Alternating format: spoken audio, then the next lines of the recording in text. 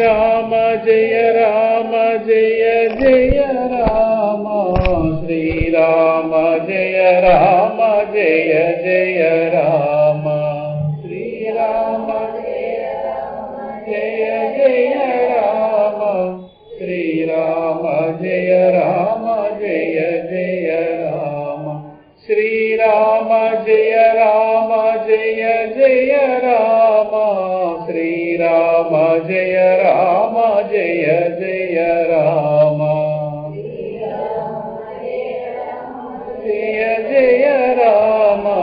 శ్రీరామ జయ జయ రామ శ్రీరామ జయ జయ రామ శ్రీరామ జయ జయ రామ శ్రీరామ జయ జయ రామ శ్రీరామ జయ జయ రామ హరి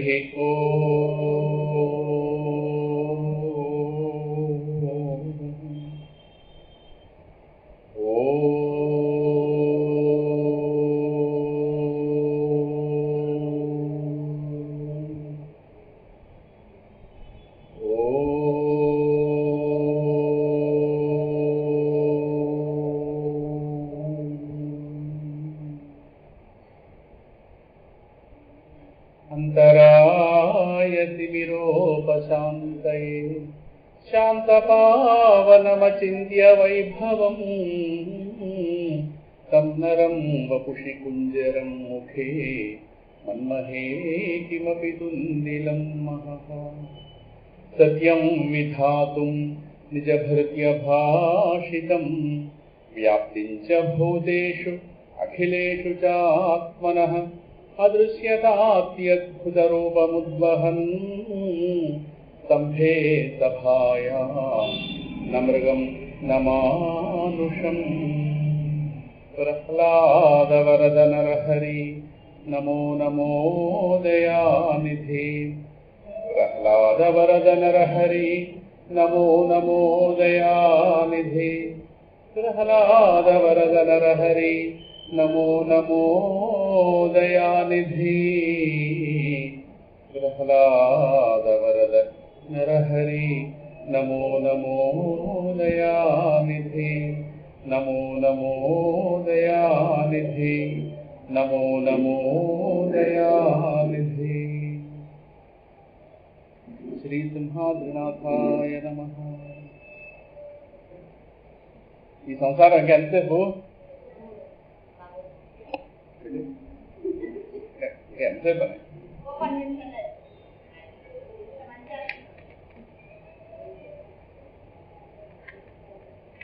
ఇంకో పని చేస్తుంటే జ్ఞానం ఎక్కడ బుద్ధికి అది ఇచ్చుకోవాలి. జ్ఞానం ఏకాగ్రతతో వినాలి.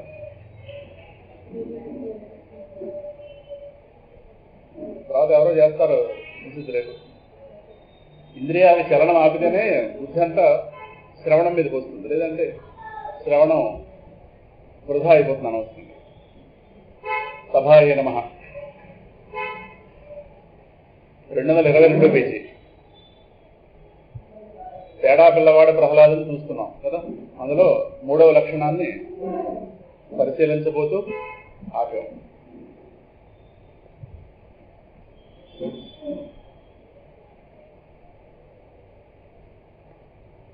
మొదటి 2 కొద్దిగా జ్ఞాపకం ఉన్నాయి కదా. తేడా పిల్లవాడంటే ఆయన ప్రవర్తన ఏదైతే ఉందో ఇతరుల కన్నా ఆయన ప్రవర్తన భిన్నంగా తెలియడం ఏదైతే ఉందో అదే తేడాతనం. ఆ తేడా అదేదో బుద్ధిలో దోషం కాదు, భక్తి. ఒక నిండైన భక్తి, భగవంతుడికి సంబంధించినటువంటి ఒక సమగ్ర జ్ఞానం కలిగిన వాడు గనక బ్రహ్మాది దేవతలతో పోల్చి చూస్తే ఆయన ప్రవర్తన విచిత్రంగా విభిన్నంగా ఉంది. అక్కడ అదేమిటన్నది ఒక 5 అంశాల రూపంలో అక్కడ మనం ఆయనలో ఉన్న తేడాతనాన్ని తెలుసుకునే ప్రయత్నంలో భాగంగా 2 అయ్యాయి. చెప్పుకున్నాం కదా. యానిషా సర్వభూతానాం సత్యాం జాగర్తి సంయమి. లోకులందరూ ఒక విధంగా ఉంటే బ్రహ్మజ్ఞాని మరో విధంగా ఉంటాడు. బ్రహ్మజ్ఞాని దగ్గర అక్కర్లేదు, సాధకుడు, భగవంతుడి కోసం ప్రయత్నిస్తున్న సాధకుడు ఇతరులతో పోలిస్తే భిన్నంగా ఉంటాడు. వాళ్ళందరూ విషయ ప్రపంచంలో మేలుకొని ఉంటే వీడు విషయ ప్రపంచంలో పడుకుని ఉంటాడు అంటే దాని యందు ఆసక్తితో ఉండడం అని అర్థం. అది వీళ్ళందరూ భగవద్ విషయంలో పడుకుని ఉంటే వాడు భగవద్ విషయంలో మేలుకొని ఉంటాడు అంటే వాడి మనసు అనేది ప్రవర్తిస్తుంది. సో ప్రపంచ మనుషులకు పూర్తిగా భిన్నంగా ఉంటాడు సాధకుడు. మరి ప్రహ్లాదుడు సిద్ధుడు కనుక ఆయన యొక్క ప్రవర్తన పూర్తిగా భిన్నంగా కనిపించింది. దానిని ఆవిష్కరించుకునే ప్రయత్నంలో భాగంగా మొదటి రెండు చూసాం. మొదటిది బ్రహ్మాది దేవతలు ఏ నృసింహ రూపాన్ని చూసి భయపడ్డారో దాని ఎడల ప్రహ్లాదుడు నేను భయపడటం లేదు, నాహం బిభేమి, అహం బిభేమి నా. బిభేమి అంటే భయము, భయపడుట అని అర్థం. అహం బిభేమి నా, నేను భయపడటం లేదు, నేను నీ రూపానికి భయపడటం లేదు సుమా అని అక్కడ భిన్నంగా ప్రవర్తించాడు ఆ మాట. అలాగే రెండోది మనందరం అందులోకి వచ్చాము. మనందరం కూడా ఏ సంసార వ్యవస్థలో అయితే హాయిగా ఉన్నామో హాయి అందరం కొటేషన్లో పెట్టామంటే మనం ఏమాత్రం హాయిగా ఉన్నా మనకు అర్థమైపోయింది. వాటికి ఇంకా ఏమైనా భ్రాంతులు ఉంటే తొలగించుకోండి. సుఖపడతామని భ్రాంతి ఏమైనా తొలగించుకోండి సుమా. ఎందుకంటే ఈ వయసులో భ్రాంతి ఉండిపోతే అది చాలా చీకటి జన్మలు చూపిస్తుంది. ఇప్పుడైనా వెలుగు రావాలి. ఇప్పుడే ఇప్పటిదాకా ఎలా వెళ్ళింది అది వేరే సంగతి. ఇప్పుడైనా సరే కనీసం తెల్లవారుజామున సమయంలో వచ్చేటటువంటి వెలుగు రూపంగా అయినా సరే జ్ఞానం కొద్దిగా వస్తుంటే రాబోయే దేహానికి అది కాస్త మిట్ట మధ్యాహ్నం వెలుగు అవుతుంది. అది అర్థమవుతుంది. ఇప్పుడు కూడా ఇంకా భ్రాంతులు మిగిలితే నమో నమః సరేనా. అది ఇది ఎవరి జీవితం వాళ్ళకి. ఎప్పుడు ఇలా సత్సంగాలు అవ్వో అయిపోయింది. ఈ దేహంలో ఉన్నంత వరకు ఏ సౌకర్యమైనా ఏది ఇప్పుడు ఎలా అయిపోతాయో ఏ సౌకర్యాలు దూరం అయిపోతాయో ఏది చెప్పలేం. మన దగ్గర ఏమీ లేదు. ఈ క్షణం ఎలా ఉన్నామంతే, మరో క్షణం ఎలా ఉంటుంది తెలియదు. ఎందుకంటే ఎక్కడికెక్కడ ప్రమాదాలు ఎప్పుడూ ఉన్నాయి. అందువల్ల మనందరం ఏ సంసార వ్యవస్థలో హాయిగా ఉన్నాము అంటే హాయిగా ఉన్నామని భ్రాంతిలో ఉన్నాము, అది సంగతి. అటువంటి దాని ఎడల ప్రహ్లాదుడు నేను భయపడుతున్నాను అన్నాడు. త్రస్తోస్మి ముందు నాహం బిభేమి ఆ శ్లోకాల్లో ఉంది. అది నాహం బిభేమి మొదటి పదం ముందు శ్లోకంలో. తర్వాత శ్లోకంలో త్రస్తోస్మ్యహం కృపణవత్సల కింద వారం ఆ శ్లోకాలను చూపించాను మీకు. మళ్ళీ ఇప్పుడు తీయక్కర్లేదు. నేను భయపడుతున్నాను అన్నాడు. దేని ఎడల? సంసార వ్యవస్థ ఎడల. దానికి కూడా వివరణ పూర్తయింది. ఇప్పుడు మూడోది ఇప్పుడు చెప్పిందంటే అక్కడ వచ్చేస్తుంది. ముందు శ్లోకం వ్యాస భాగవతంలో 7, 9, 15 222 పేజీ. ముందు శ్లోకంలో అంటే 15వ శ్లోకంలో 7, 9, 15 అందులో నాహం బిభేమి అన్నటువంటి ప్రహ్లాదుడు తర్వాత శ్లోకంలోనే త్రస్తోస్మి అన్నాడు. వరుస వెంట రెండు శ్లోకాల్లో వెంటనే ముందు శ్లోకంలో నేను భయపడటం లేదు అన్నవాడు తర్వాత శ్లోకంలో భయపడుతున్నాను అన్నాడు. అక్కడ దేనికి భయపడటం లేదు ఆ విషయం వేరు, ఇక్కడ దేనికి భయపడుతున్నాడు ఈ విషయం వేరు. నాహం బిభేమి ఫస్ట్ వర్డ్ అందులోని, ఇక్కడ త్రస్తోస్మి. త్రస్త అంటే భయగ్రస్తుడు అని అర్థం సంస్కృతంలో. త్రస్తోస్మి భయపడుతున్నాను. అదేమిటన్నది వివరంలోకి వెళ్తే తెలుస్తుంది. ప్రహ్లాదుల వారికి విష్ణువు యందు స్వరూప దృష్టియే గాని వేరు దృష్టి ఇసుమంత కూడా లేదు.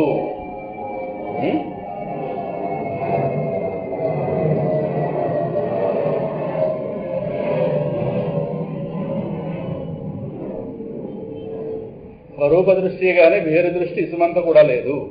వేరు దృష్టి అంటే ఇప్పుడు మనం భగవంతుడిని చూసాం. ఎలా చూసాం? వాస్తవం చెప్పండి, మనకంటే వేరుగానే చూసాం.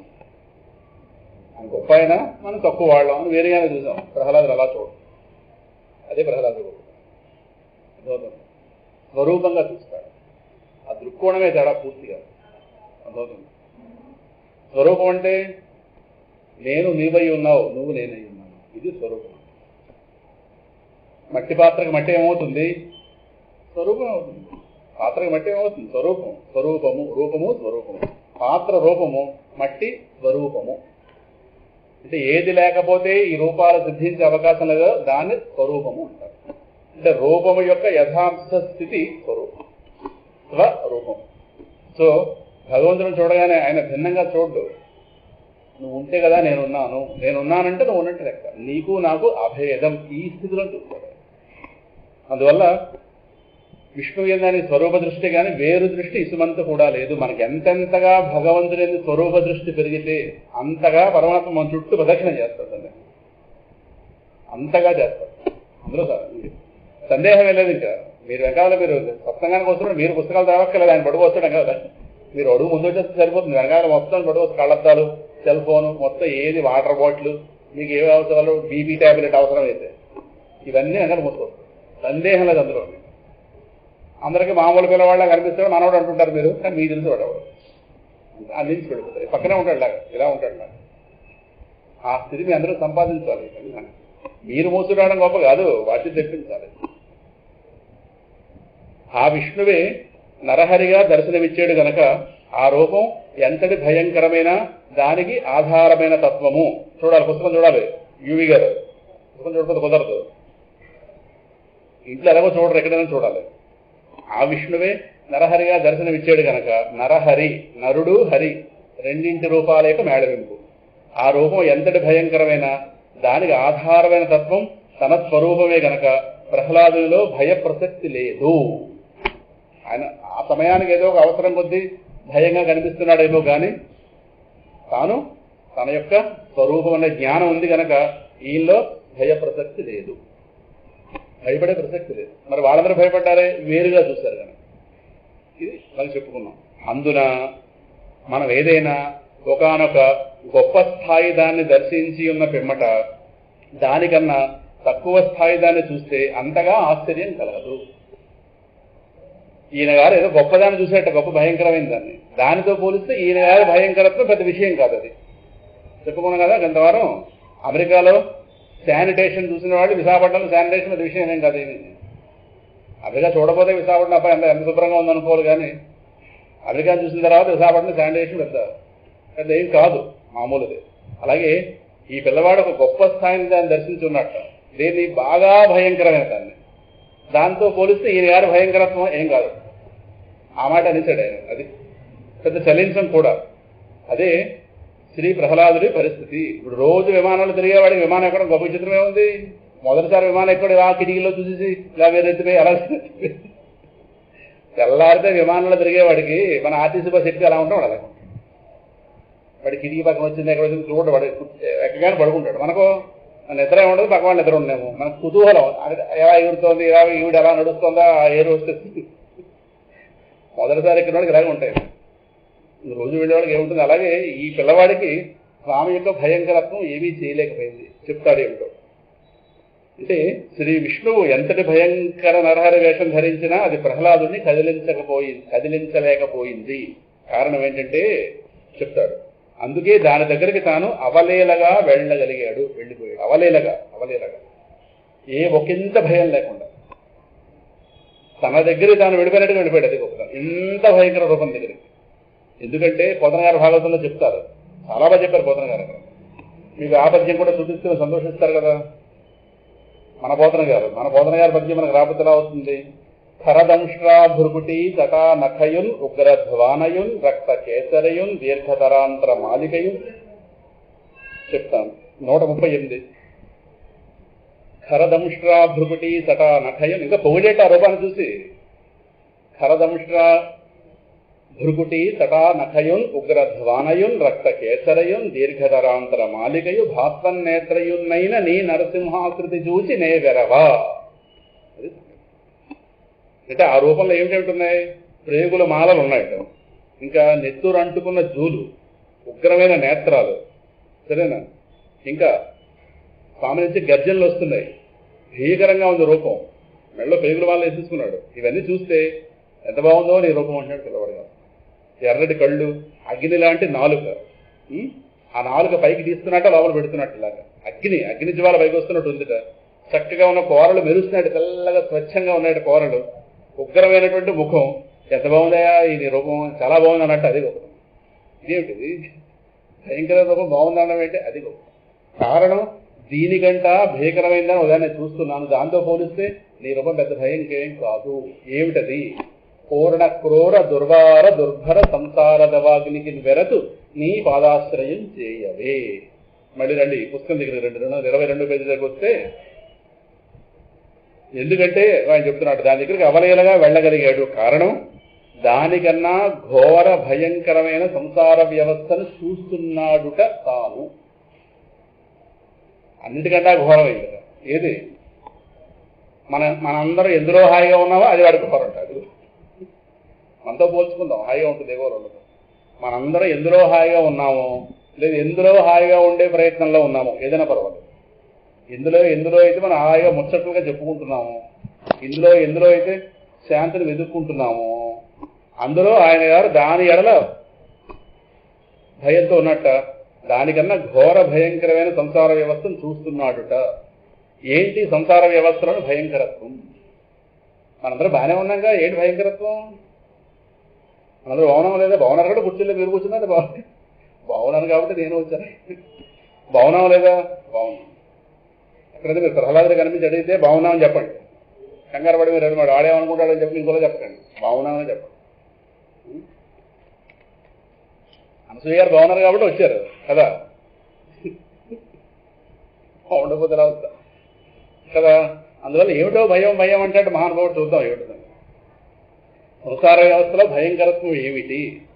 శాంతినిస్తానని నమ్మించి మోసగించడమే దానిలోని భయంకరత్వము. ఒక్క పదంతో చెప్పుకున్నాం, శాంతినిస్తానని మోసగించి నమ్మించడం, నమ్మించి మోసగించడం. శాంతినిస్తానని నమ్మించి మోసగించడమే దానిలోని భయంకరత్వం. శాంతి అంటే ఇప్పుడు మనకున్నది శాంతి కాదు, మనకు కావలసిన శాంతి. మనకున్నదో అశాంతి. శాంతి అంటే దుఃఖ స్పర్శ లేని సుఖము, దాన్ని శాంతి. ఏ సుఖానికైతే దుఃఖం యొక్క పోటు ఉండదో, సముద్రంలో పోటు ఎక్కువ ఉందంటుంటారు చూసారా, అలలో పోటు ఎక్కువ ఉందంటుంటారు. అలాగే ఏ సుఖానికైతే దుఃఖం యొక్క పోటు ఉండదో దానిని శాంతి అంట. ఏ సుఖమైతే దుఃఖంతో కొట్టుకుపోతుందో, దుఃఖ స్పర్శతో కూడి ఉందో, తం విద్యాత్ దుఃఖ సంయోగ వియోగం యోగ సంహితం. ఆరోధ్యాల్లో స్వామి చెప్పాడు, మోక్షం అంటే దుఃఖము యొక్క కలయిక లేని స్థితి. చాలా బాగా చెప్పాడు అక్కడ. దుఃఖము యొక్క కూడిక లేని స్థితి అంటే దుఃఖం లేని స్థితే, కానీ దాన్ని వికారంగా చెప్పడం మహానుభావుడు. దుఃఖ సంయోగ వియోగం, దుఃఖం ఉండటం అనేది ఉండదు అక్కడ. అంటే దుఃఖ స్పర్శ లేని సుఖమే శాంతి. కానీ ఇవాళ మనకున్న సుఖాలన్నీ సుఖానికి దుఃఖం యొక్క పోటు ఉంది, ప్రతి సుఖానికి.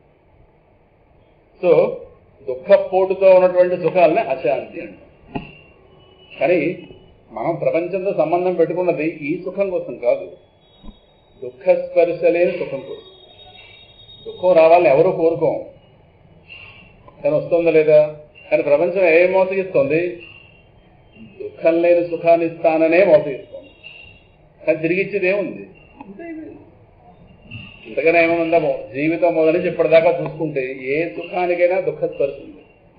ఇది ఏది చెప్పండి, దానికి అందులో ఉంది ఎంతో కొంత పర్సెంట్ ఉంటుంది. 100% సుఖం ఇది అని దేన్ని చెప్పలేం ప్రపంచం. చెప్పగలరా? చెప్తే అదే మోక్షం, చెప్పగలిగితే అదే మోక్షం. కానీ ప్రపంచం చెప్పేది నేను అది ఇచ్చేది ఒకటి, ఇస్తానని చెప్పింది ఒకటి. ప్రపంచం మీద మనకున్న ఆశలు ఎప్పుడూ కూడా దుఃఖం లేని సుఖం ఏదైతే ఉందో, సుఖమాత్యంతికం ఎత్త బుద్ధిగ్రాహ్యం అతీంద్రియం. స్వామి గీతలో చెప్పింది ఆత్యంతిక సుఖం అంటే ఎప్పుడు ఉండే సుఖం, అది ఇస్తాననే ప్రపంచం మోసగిస్తుంది. దాంతో రకరకాల వ్యవహారాలు పెట్టుకుంటాం, రకరకాల సంబంధాలు పెట్టుకుంటాం, రకరకాల కర్మల్లో దిగుతాం, రకరకాల ఫలితాలు వస్తున్నాయి. బాగానే ఉంది. కానీ వచ్చిన ఫలితాలన్నీ మళ్ళీ పూర్వపు కర్మ ఫలితం ఎలాగైతే మనకి దుఃఖ స్పర్శతో కొంచెం సుఖాన్ని ఇచ్చిందో అలాగే కాదా? ఇది పరిశీలించి, ఇది పరిశీలిస్తేనే వేదాంతంలో కూడా పరిశీలన వల్లే గట్టిపడుతుంది బుద్ధి. కనుక దీనిలోని భయంకరత్వం ఏంటి? నమ్మించి మోసగించడం. ఇది ఒకటి ఇస్తానని చెప్పి ఇంకోటి ఇవ్వడం చూసారా, అదే దీనిలో భయంకరం. ఇంకా ఏమిటో చెప్తాడు ఆయన. ఒకవైపు నరహరి భయంకర నరహరి, వాస్తవానికి స్వరూపమైన వాడు. తత్వ జ్ఞానం ఉంది కనుక ప్రహ్లాదుడు భయరహితుడు. పైకేమో ఆయన గారి వేషం భయంగా ఉంది, కానీ లోపల నా స్వరూపం కదా. ఇప్పుడు ప్రహ్లాదు చెప్తాను, ఒకడెవడో భయంగా రాక్షసుడు వేషం వేసుకున్నాడు అనుకోండి, నాటకంలో భాగంగా. వాడిని చూసి ఎదుర్కొన్నవాడు భయపడతాడు, కానీ ఆ వేషం వేసుకున్నాడు భయపడతాడా? వాడు తెలియదు వాడి వేషం, వాడు తెలిసే వాడి వేషం వేసుకున్నాడు, వాడిని చూసి వాడు భయపడ్డే. కారణం వాడు లోపల ఎవడో వాడికి తెలుసు, వాడు సుబ్బారావు. పైకో ఏదో భయంకర రాక్షసుడు వేషం వేశాడు, నలుగురు భయపడితే భయపడచ్చు. అలాగే ప్రహ్లాదుడికి స్వామి యందు స్వరూప దృష్టి, ఇది అర్థం చేస్తుంది. తనకన్నా వేరుగా చూసే రకం కాదు, స్వరూప దృష్టి. కనుక ఆయన పైకి ఎలా ఉన్నా లోపల శాంతి స్వరూపం, అది వాడికి తెలుసు. కాబట్టి ఈ పైన కనిపిస్తున్న భయంకర రూపానికి చలించలేదు, కాదు కదా, అవలేలగా వెళ్ళిపోయాడు దగ్గర. ఆయన అసలు స్వరూపం శాంతి. ఇది ప్రహ్లాదుడు తెలుసు. అందువల్ల సత్ జ్ఞానం ఉంది గనక ప్రహ్లాదుడు భయరహితుడు. అదే నాహం బిభేమి, నేను నీకు నీ రూపానికి భయపడటం లేదు. అదే బ్రహ్మాది దేవతలైతే హడలిపోయారు, వీళ్ళందరూ హడలిపోయారు. బీభత్సం. ఆయన గారు వచ్చి ఆ చేసిన హడావిడి బీభత్సం. ఇక ప్రపంచం ఏమవుతుందని భయమేసింది బ్రహ్మగారు. అంత కోపం ప్రదర్శించాడు స్వామి గారు. హిరణ్యకశిపుడు వధ అయిన తర్వాత ఇంకా ఆయన ఉగ్రత్వం పెరిగింది. స్తోత్రాలు చేశారు, ఎన్నో చేశారు, శాంతించలేదు. అప్పుడు ఈ పిల్లవాడిని ముందుకు పంపించి శ్రీశైలంలో భ్రమరాంబిక శంకర భగవత్పాదుల వారి ఆవిర్భావానికి ముందు చాలా బీభత్సంగా ఉండేది అమ్మవారు. అసలు ఆ అమ్మవారిని మన కళ్ళతో చూడలేనంత దుర్నిరీక్షంగా ఉండేది ఆవిడ రూపం. శ్రీశైలంలో భ్రమరాంబిక. అమ్మో ఇలా ఉంటే కలికాల ప్రజలు చూడలేరు, మన అమ్మవారు అక్కడ ఎందుకు ఉంది, మనం చూడడానికి ఉంది. మనకు ఆవిడ చూసి శక్తి లేదు. శంకర భగవత్పాదుల లాంటి వాళ్ళు చూడగలరు, మళ్ళాంటి వాళ్ళని చూడలేము. అప్పుడు ఏం చేయాలి, ఆవిడ్ని మనకు అనుకూలం చేయాలి. అందుకు మీరు చూసారో లేదా, శ్రీశైలంలో అమ్మవారు ఎదురకుండా శ్రీచక్రాన్ని పెట్టారు. అక్కడ శంకరులే శ్రీచక్రాన్ని స్థాపించి అందులోకి ఆవిడ శక్తిని లాగితే అప్పుడు ఆవిడ మనకు అనుకూలమైంది. లేదా మామూలుగా ఆవిడ చూసే శక్తి లేదు మన వరకు. మనకు అనుకూలం చేశాడు శంకరుడు భ్రమరాంబని. అంటే ఆవిడ శక్తి 300 శక్తి అందులో లాగేశాడు ఆయన శ్రీచక్రంలో. కరెక్ట్గా మీరు భ్రమరాంబ ముందు శ్రీచక్రం ఉంటుంది శ్రీశైలంలో చూస్తే, దానికి పూజలు కూడా అవుతుంటాయి, చుట్టూ కూర్చుని పూజ చేస్తుంటాం. అందులో శక్తి మొత్తం లాగేశాడు ఆయన. దాంతో ఆవిడ శాంతించడంలో మనం వెళ్ళి వాళ్ళని మన కళ్ళతో చూడగలుగుతాం. కలికాలంలో దేవతలను దర్శించే శక్తి కలికాల ప్రజలకు ఉండదు, కానీ క్షేత్రాలు ఉన్నాయి, మరి ఏం చేస్తాం. మరి అటువంటిప్పుడు మనకు అనుకూలం చేయాలి అంతే. అందుకోసం శంకరుడు వచ్చి చాలా క్షేత్రాలే మనకు అనుకూలం చేశాడు ఆయన. అయితేనే ఇవాళ మనం వెళ్ళిపోగలుగుతున్నాం టూరిజం పేరుతో కదా, లేదంటే అసలు అడుగు పెట్టే అవకాశం ఉంది కదా. అంత దుర్నిరీక్షంగా ఉంటాయి రూపాలు అవన్నీ. అది తెలియదు. ఆ విధంగానే స్వామి యొక్క తత్వం శంకరుడు తెలుసు, అమ్మవారి తత్వం కనుక నువ్వు శాంతి స్వరూపానివి, ఇలాగ కోపంగా ఉండడానికి వీల్లేదని చెప్పి ఆ కోపాన్ని కోసం లాగేశాడు. అలాగే ఈ మహానుభావుడు ఆ కోపం వెనకాతలోనే శాంతిని చూశాడు. కాబట్టి కోపాన్ని చెల్లించడం త్వరలా సమయాన్ని సరైన జ్ఞాపకం వచ్చింది శంకరుడి దయ వల్ల. బ్రహ్మాది దేవతలు అడిలిపోయారు ఆ ముందున్న దాన్ని చూస్తూ. మరొక వైపు రండి, ఇప్పుడు విషయంలోకి వెళితే ఈ సంసార వ్యవస్థ చేస్తున్న మోసం ఏంటి కొంచెం వివరంగా వినాలి శ్రద్ధగా. ఇది ఒకటి బుద్ధికి పడితే కానీ వైరాగ్యం రాదు. ఉన్నది దానే అయినటువంటి విష్ణు వెలుగు యొక్క అంశలమైన జీవాత్మలము అని ఎప్పుడేదన్నామో మనందరం వస్తాం అందులో. అట్టి మనకు మనలనే మరపించి తనలో భాగమైన ఏంటవి దేహం, ఇంద్రియాలు, ప్రాణం, మనసు, బుద్ధి ఇవి మన స్వరూపం కానివి, మన స్వరూపం కాని వాటిని మన స్వరూపం వలె తోపింపజేసి. మాట స్పష్టంగా అర్థమైందా? ముందు మనలను మనకు మరిపించి, మనందరం ఈ క్షణం ఆత్మయ్య ఉన్నాం. ఆత్మ అంటేనే శాంతి, ఆత్మ అంటే అనంతం, ఆత్మ అంటే చావు పుట్టుక లేని వస్తువు, ఆత్మ అంటే పరిమితులు లేని వస్తువు, ఆత్మ అంటేనే అఖండమైన శాంతి. ఈ క్షణం మనం అయ్యి ఉన్నాం, కానీ సత్య జ్ఞానం లేకుండా చేసేసింది ఎవరు చెప్తాడు ఆయన. ఎవరో సంసార వ్యవస్థ సత్య జ్ఞానం లేకుండా చేసేసి, అంటే మనం ఎవరో మనం మర్చిపోయేటట్టుగా చేసి, రెండు మనకి మనం కాని వాటిని మనంగా అనుకునే భ్రమ కలిగించి. రెండు, మొదటి దాన్ని అజ్ఞానము అంటారు, రెండో దాన్ని విపరీత జ్ఞానం. ఈ రెండు పదాలు మర్చిపోతాయి, అజ్ఞానము విపరీత జ్ఞానం. అజ్ఞానం వల్ల పెద్ద ప్రమాదం లేదు, విపరీత జ్ఞానంతో ప్రమాదం. కానీ ఈ విపరీత జ్ఞానం అజ్ఞానం ఉంటేనే కలుగుతుంది. సో అజ్ఞానం అంటే మనల్ని మనకి మరిపించి, మనలను మనకే మరిపించి, తనలో భాగమైన ఈ దేహం, ఇంద్రియాలు ఇవన్నీ మనం కానివి. ఈ ప్రాణం, మనస్సు, బుద్ధి అంటే మన స్వరూపం కాని వాటిని మన స్వరూపం వల్ల తోపింపజేసి, ఈ రీతిగా తనకు మనలను వశపరిచేసుకుని, వాస్తవానికి పరాయిది అయినప్పటికీ స్వరూపమైన దాని వలె మనల్ని మహామోసం చేస్తోంది ఈ సంసార వ్యవస్థ. ఈ రహస్యం పట్టినవాడు పిలవాడు. అందుకు భయం. అదేందా నమ్మించి మోసగించడం అంటే జనం. మనకైనా డబ్బు విషయంలో నమ్మించి మోసగిస్తే మనసు ఎంతో గాయపడుతుంది. సరే, భౌతికమైన విషయం ఇది. ఇదో స్వరూపానికి సంబంధించిన ప్రమాదం. ఏనాడు మర్చిపోయామో మనల్ని మనం, ఏనాడు మనం ఫలానా ధ్యానం మనకి లేదు, ధ్యాసే లేదు మనకి. అది ఏ దేహాన్ని తీసుకొచ్చి కలుపుతుందో ఆ దేహం మనం అనుకుంటుంది. ఆ దేహాన్ని కలుగుతుంది, ఆ దేహాన్ని తీసేస్తుంది, మళ్ళీ ఇంకో దేహం కలుగుతుంది, మళ్ళీ దేహం, ఇలాగా దేహాల మార్పిడి. ఈ ఏ దేహం వస్తే ఆ దేహమే నేను నేను అని ఈ నేను అనేటువంటి దాన్ని పరిమితం చేసేస్తున్నాను. అలా మహామోసం చేస్తుంది. అంటే మనం కాని వాటిగా మనల్ని భ్రమింపజేస్తుంది. ఎప్పుడైతే మనం కాని వాటిని మనం అనుకుంటున్నామో వాటి వికారాలు మనం వేసుకుంటాం. దేహం యొక్క లక్షణాలను మనం వేసుకుంటాం, మనసు యొక్క లక్షణాలని మనం వేసుకుంటాం. మనసు ఆలోచిస్తే నేను ఆలోచిస్తున్నాను అంట, బుద్ధి నిర్ణయిస్తే నేను నిర్ణయించానంట. వాస్తవానికి నేను వేరు, బుద్ధి వేరు, నేను వేరు, మనస్సు వేరు, నేను వేరు, దేహం వేరు, నేను వేరు, కన్ను వేరు. కన్ను చూస్తే నేను చూశానంట, కాళ్ళు నడుస్తుంటే నేను నడిచానంట. నడిచిన కాళ్ళు మనం కాదు, కానీ మన అదే మనం అంటున్నామే, అదే మనం అనుకుంటున్నాం. దీనినే కాని వాటితో తాదాత్మ్యము అంటారు. రాంగ్ ఇంపోజిషన్, రాంగ్ ఐడెంటిఫికేషన్, ఇంగ్లీష్లో చెప్తుంది రాంగ్ ఐడెంటిఫికేషన్.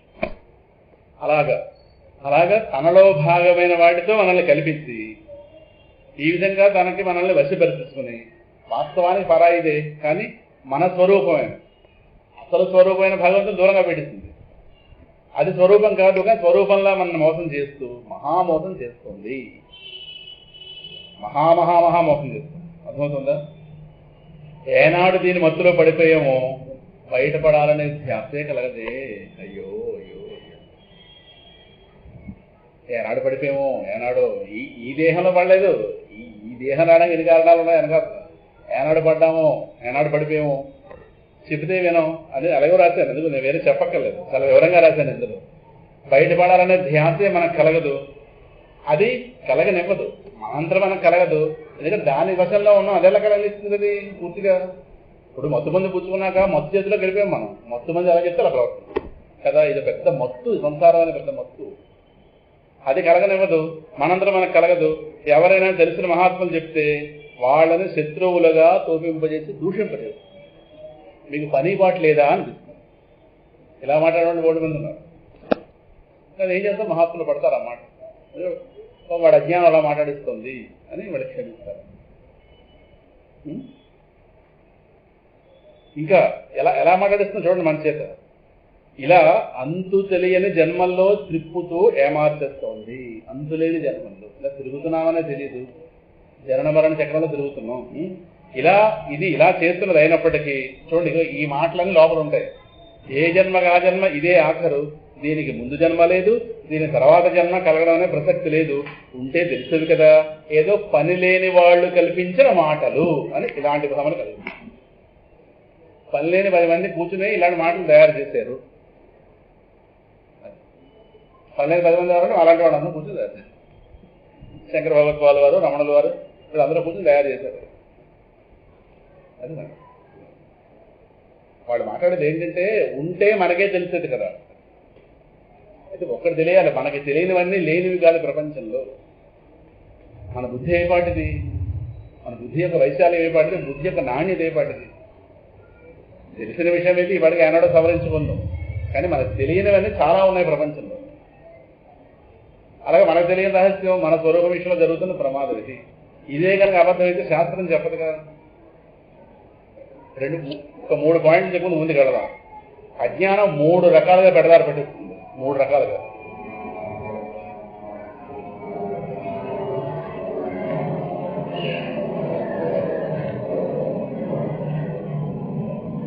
మూడు రకాల తప్పుడు భావాలు కలిగిస్తుంది అజ్ఞానం. ఒకటి ఇందాక చెప్పుకున్నాం, మనం కాని దేహాన్ని మనంగా మనం చూపిస్తుంది, నెంబర్ 1. రెండోది, మనకు కావలసిన శాంతిని ప్రపంచం ఇస్తుందనే పెద్ద భ్రమ కలిగిస్తుంది. ఈ రెండోది. ప్రపంచంలోంచే శాంతి బయట నుంచే వస్తుంది, ప్రపంచంలోంచే వస్తుందనే ఒక మహాభ్రమను కలిగిస్తుంది. సో ప్రతి వాళ్ళకి expectation from the out side. ప్రపంచంలో శాంతి ఉంది అనే పెద్ద భ్రమ ఈ రెండోది. మూడోది, భగవంతుడు ఎక్కడో ఎక్కడో ఎక్కడో ఎక్కడో ఎక్కడో ఉన్నాడు, అంటే అంతటా ఉన్నవాడని గుర్తించలేరు. ఈ 3 రకాలు ఈ అజ్ఞానం యొక్క ఎక్స్టెన్షన్స్. 3 అజ్ఞానం తనను రక్షించుకోవడానికి ఈ 3 రకాల భావాలు కలిగిస్తాయి. 3 అర్థమయ్యాయి. 3 అందరి దగ్గర ఉంటాయి. ఈ 3 మా దగ్గర లేవనడానికి వెళ్ళలేదు, స్పష్టంగా ఉన్నాయి. ఒకటి, కాని దేహాన్ని నేను అనుకోవడం, నెంబర్ 1. నేను అనగానే దేహము, నేను అనగానే దేహం, ఇది అక్షర కట్టుబడి. ఇది అజ్ఞానం యొక్క మొదటి వైపరీత్యం. రెండోది, శాంతి ఎక్కడుంది? బయట ఉందండి. అబ్బా, ఈ రెండో. ఎన్ని చెప్పండి, బయట దృష్టి తగ్గదు. బయట నుంచి శాంతి వస్తుంది, వాస్తవానికి లేదు అక్కడ. కానీ ఊరుకుంటామా? ఎండమావిలో నీళ్లు లేవంటే ఎలా ఊరుకోమో, ఎండమావిలో నీళ్లు పరిశీలించవచ్చు, వెళ్ళి ఎండమావిని తెలిసిపోతుంది. ప్రపంచం చాలా తాత్వికంగా పరిశీలిస్తే కానీ దీని యొక్క నిగ్గు తేలదు. అంతవరకు పరిశీలించడం ఇది ఏ చీరకో దేనికో పడిపోతాం, ఏ ఆభరణంగా ఎక్కడో పడిపోతాం. దేని నుంచో వస్తుంది శాంతి అనేది. ఎంతసేపు బహిర్ముఖత్వం, బయట నుంచి ఎదురు. ఇది ఎవరెవరి స్థాయిలో వాళ్ళది. శాంతి ప్రపంచంలో ఉంది, బహుశా నీకు లేదేమో, మాకుంది అని రెండు మాటలు అనేసి పడిపోతాం అక్కడి నుంచి. అంతే. ఇలాగ రెండో పెడదారి పట్టిస్తుంది. రెండోది. మూడోది, భగవంతుడు లేడన్నవాడు ఎలాగూ లేడంటారు, అక్కడ వదిలేండి. ఉన్నవాళ్ళని చెప్తున్న వాళ్ళు అయితే తిరుపతి కొండపై కూర్చున్నాడు, లేదా గంగానది ఒడ్డున వారణాసిలో కూర్చున్నాడు, లేదా మా శివానందాశ్రమంలో లోపల కూర్చున్నాడు గదిలో, లేదా మా సింహాసనంలో కొండపై కూర్చున్నాడు, చంద్రయాత్ర చేసుకుంటాడు, భద్రాచలంలో మమ్మల్ని పెళ్ళాడాడు. ఇంతే. అంటే ఎక్కడ పెట్టాం? అక్కడ లేడని అంటం లేదు, కానీ వాడు సర్వవ్యాపి. అంతటా నిండున్నవాడే రూపం ధరించాడు, కానీ రూపం ధరించాక అంతటా ఉన్నవాడు కాదు. వాడు వాస్తవ స్వరూపం అంతటా నిండున్నవాడు. ఇది అంగీకరించడం సిద్ధంగా ఉన్నామా? అంగీకరించలేదు. అంగీకరిస్తే మరి కళ్యాణాలు చేసుకోవద్దా అని అంగీకరిస్తాం. అది అంగీకరిస్తే మహాభక్తులు అయిపోతాం వచ్చిన కూడా. అందువల్ల ఈ మూడు భావాలని అలాగా మనలో కాపాడుకుంటుంటుంది. ఎవరు? అజ్ఞానం. జ్ఞానం కాదు, అజ్ఞానం. ఇలా కాపాడుతుంది. ఎక్కడెక్కడ పడిపోతాం మూడింటి దగ్గర. ఆ మూడింటిని మనం పోషించుకున్నామంటే అజ్ఞానం హాయిగా ఉందన్నారు. మళ్ళీ చెప్పాలా?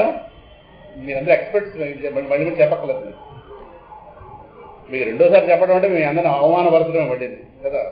మీరు వచ్చేవారు అంటే మళ్ళీ గణమని చెప్పేస్తారు. మళ్ళీ ఈ మూడు భావాలు లేని వాళ్ళు ఎవరో చెప్పండి. ఈ మూడు భావాల్లో ఒక్కొక్క దాని మీద రీసెర్చ్ చేసిన వాళ్ళు ఒక్కొక్కరు. నేను దేహం అనేటువంటి ఆ దేహ తలంపు మీద రీసెర్చ్ చేసి దాన్ని పడగొట్టినవాడు రమణుడు.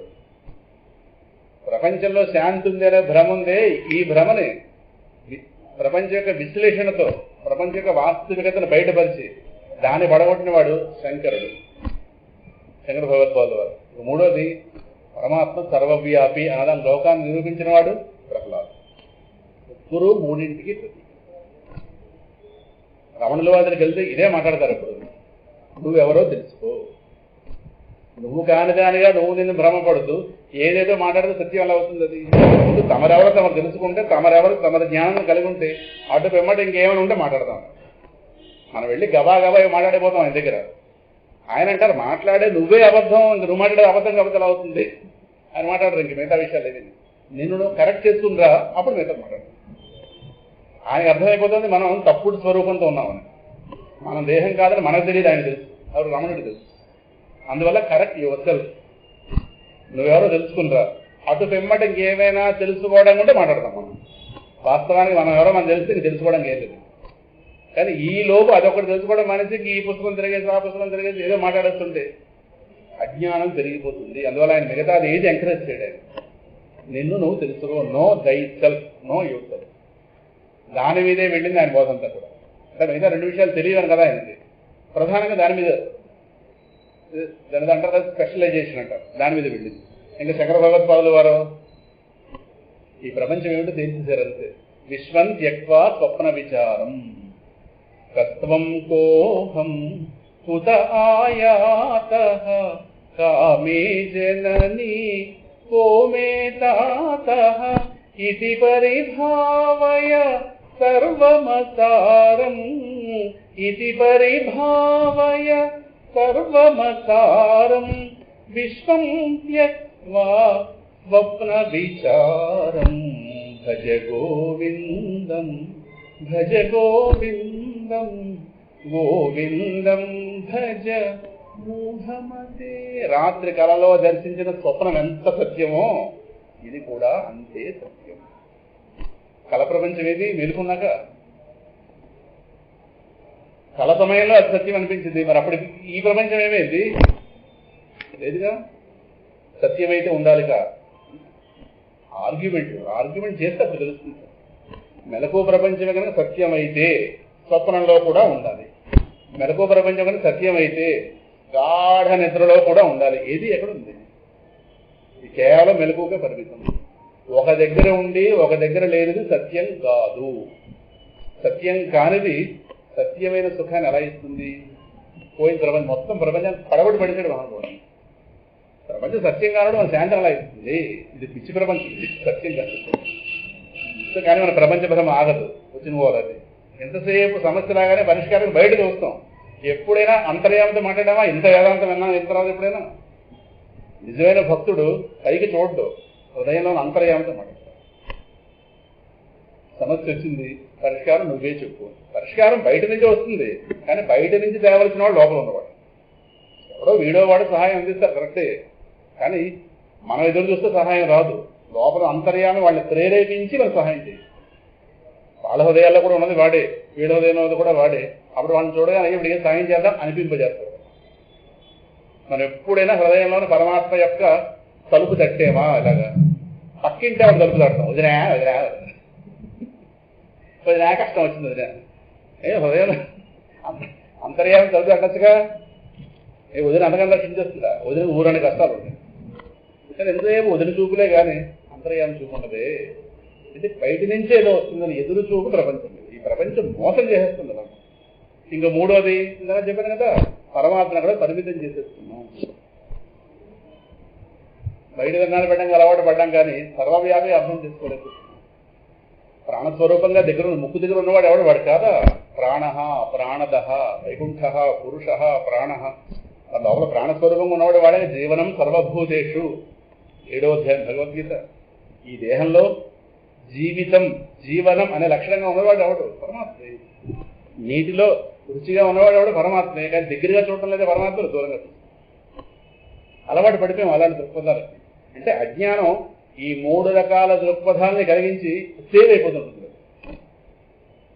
తిరుపతి వెళ్ళాలంటే గబా గబా రిజర్వేషన్ బ్యాగ్ తీసుకుని నడిపోతాం, కానీ క్షణం అంతర్యామంతో కూర్చోం, అదే గొప్ప. అక్కడికి వెళ్ళి తోపులాట్లు, లడ్డూలు, గోళ, రూములు ఇన్ని బాగున్నాయి, కానీ ఇక్కడున్న అంతర్యామి, ఇక్కడున్నవాడు వాడే ఇక్కడున్నాడు, ఇక్కడున్నవాడే ఎక్కడున్నాడు. కానీ ఇక్కడున్నవాడితో క్షణం కూడా గడపం కదా. వాడు ఎదురు చూసేది అదే. వీడు ఎంతగా ఎక్కడ గుర్తిస్తారు నన్ను అంతర్యామంగా ఉన్నానని? ఎంతగా అలా తిరుగుతారు నా చుట్టూ. తెలియనివాడు ఎలాగో తిరుగుతాడు, తెలిసినవాడు ఇక్కడే. ప్రాణం మన దగ్గరికి వస్తుంది, మనం వెళ్ళాలి ప్రాణం దగ్గర. సో పరమాత్మని ఇక్కడ ప్రజెంటెన్స్ లో ఈ క్షణం ఇప్పుడు ఇక్కడున్న వాడిగా అనుభవించిన వాడు. ఈ దృష్టితో తిరుపతి వెళ్ళామనుకోండి, ఆయన గారు పొంగుపోయి ఎదుర్కొంటూ వస్తాడు, అదే గొప్ప. మీరు వెళ్ళక వాడి దగ్గరికి వెళ్ళి మీ రూమ్లో కూర్చుంటే వాడే వస్తాడు.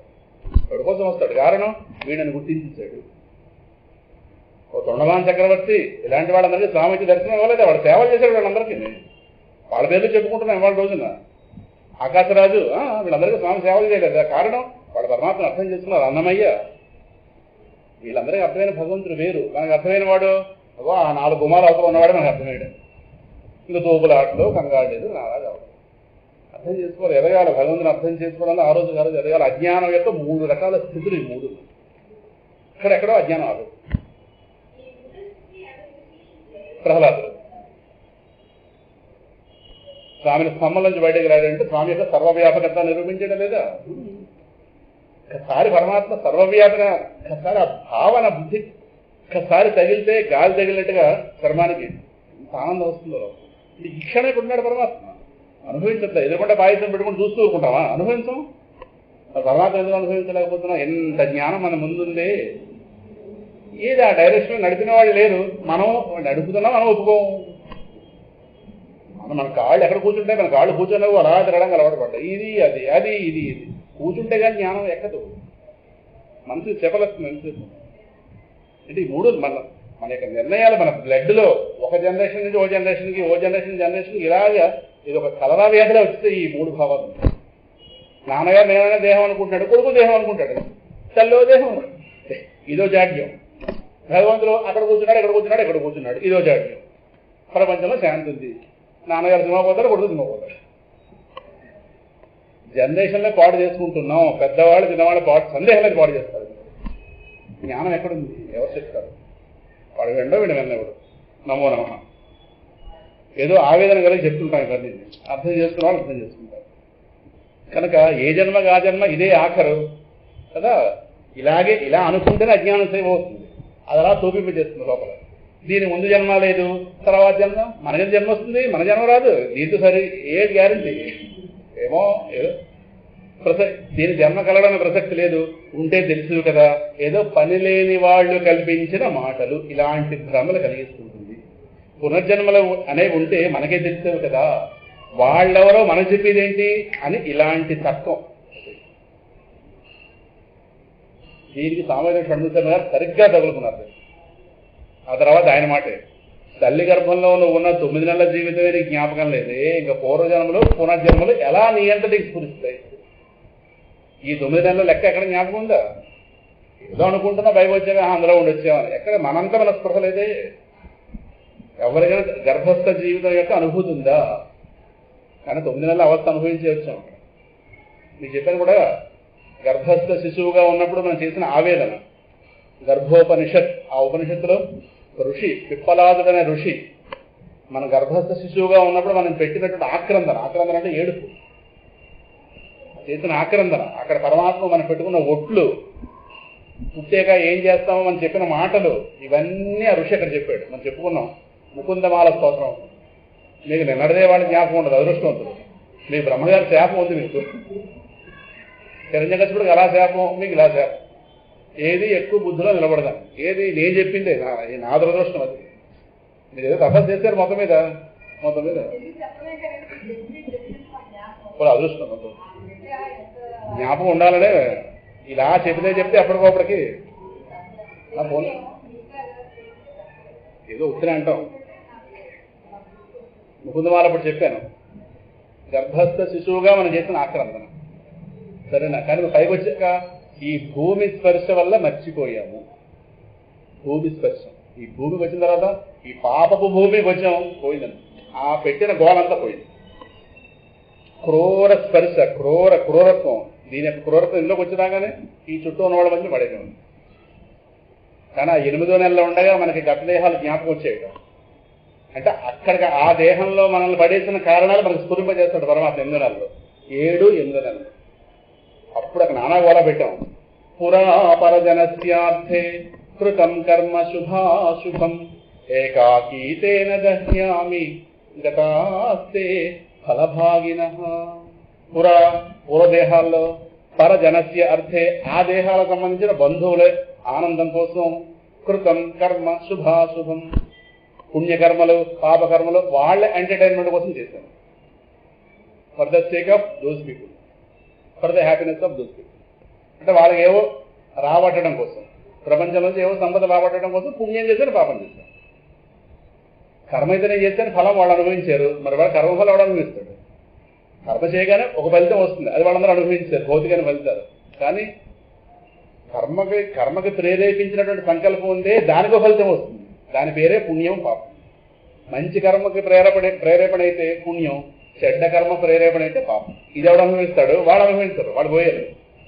గతాస్తే ఫలభాగిన, ఆ రోజు డబ్బు పడుకొస్తే డబ్బు అనుభవించారు, వాళ్ళందరూ పోయారు. ఇప్పుడు ఇగో ఈ పుణ్య పాపాల రూపంలో వచ్చిన కర్మఫలాలు ఉన్నాయే, వీడు అనుభవించి నేను దొరికింది.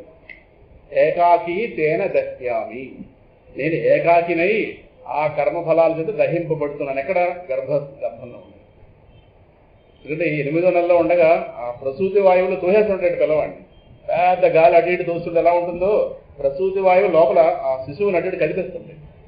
అప్పుడు వాడికి స్ఫృతి వస్తుంది. అచేతనం వాడి వెంటనే వాడిని చేసుకోలేడు, కదిలే అవకాశం లేదు. అక్కడ బయటకు వస్తే ఎందుకంటే కరచలనం పరిస్థితికి అవకాశం ఉండదు, ముడుచుకుపోయి కూర్చుంటాడు లోపల. అలా ఉండాల్సిందే అంతే. అప్పుడు ఏకాకి తేన దహ్యామి, వాటికి నేనొక్కడిని దహింపడుతున్నాను. గతాస్తే ఫలభాగిన, ఆ రోజు తేగానే బుక్కిన వాళ్ళు ఉన్నారే, ఈ బుక్కిన వాళ్ళు ఎడపోయారు. అవును నిజమే, ఎవరి కోసం ఎవరు ఉంటారు. కానీ మీరు ఎందుకు చేసావు? వాడు శాశ్వతం అనుకున్నాను కాబట్టి. మనం అనుకుంటే అనుకోవచ్చు, కానీ పరమాత్మ ఉంచాడు వ్యవస్థ, నేను అర్థం చేసుకోవాలి. వాళ్ళు ఎటు పోయారు, నేను ఒక్కడిని దహింపబోతున్నాను కనుక ఇక్కడి నుంచి బయటకు వచ్చిన తర్వాత వాసుదేవం ప్రతోష్యామి, వాసుదేవుని నిరంతరం సంతోషింపజేసేటటువంటి కర్మలే చేస్తాను. ఈ మాటలన్నీ చెప్పుకుని వచ్చాం మనందరం. అక్కడ పరమశివుడి నామాలు కొన్ని వస్తే, భర్గం, శివం, పశుపతిం, మహాదేవం. ఆ మహాదేవుణ్ణి పరిపూర్ణంగా సంతృప్తపరిచి ఆత్మజ్ఞానాన్ని పొంది తిరిగి మళ్ళీ ఇంకో తల్లి గర్భంలోకి ప్రవేశించకుండా ఉండే స్థితిని పొందుతాను. అనుకునే వచ్చాం పైకి.